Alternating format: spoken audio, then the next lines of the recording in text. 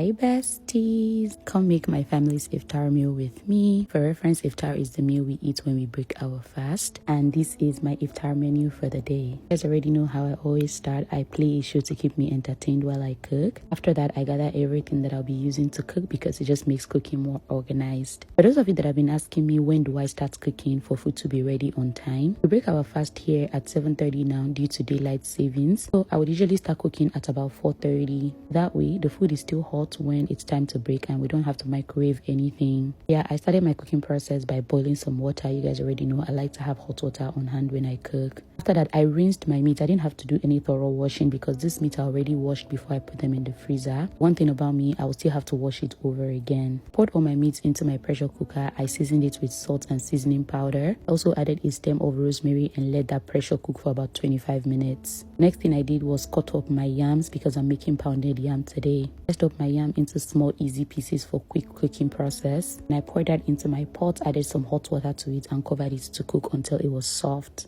One thing about me, I multitask, and that's how I'm able to have like 3-4 course meals at a time. While my yam was cooking, I prepped the pepper that I'll be using for my Efo Riro, gave it a good blend and set it aside. This was the head of the catfish that I had when I did my roasted fish. I broke it into smaller pieces so that I can use it for Efo Riro to avoid wastage. So chopped up some onions and my meat was ready in no time. In my hot pot, I added some palm oil, some onions went in next, and then I added locust beans. Put some crayfish in there, and then I added my pepper mix that I blended earlier. Seasoned it with just salt and seasoning powder, gave that a good mix. Then I added all my meats that included pomo, tripe, all the fish that I broke down. This is the stew base for my Efo Riro.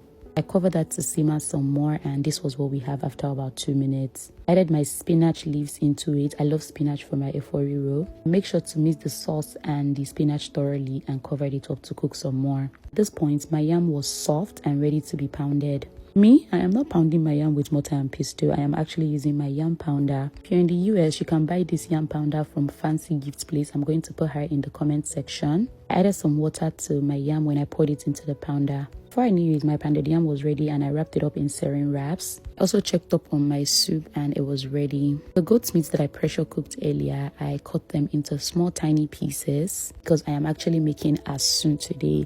I poured that into my air fryer and fried it for about 10 minutes. Then I prepared the pepper mix for my asun, and this is mainly peppers, like this was spicy. I also cut up some onion rings for my asun. In my hot pan, I added some vegetable oil into it. Then I poured my onion rings and let that saute down nicely. The next thing I added was some garlic and ginger paste, and then I poured my pepper mix into it. And guys, when I tell you I was sneezing at this point because this thing was spicy. There's some salt and seasoning powder as well. Let that cook down a little before adding my fried meat. Asun is meant to be spicy, but if you don't like spicy food, I would suggest reducing the amount of pepper you use. I topped it with some spring onions, added a toothpick, and it was ready. For my mocktail of the day, I added some fresh raspberry into my cup and mushed that up.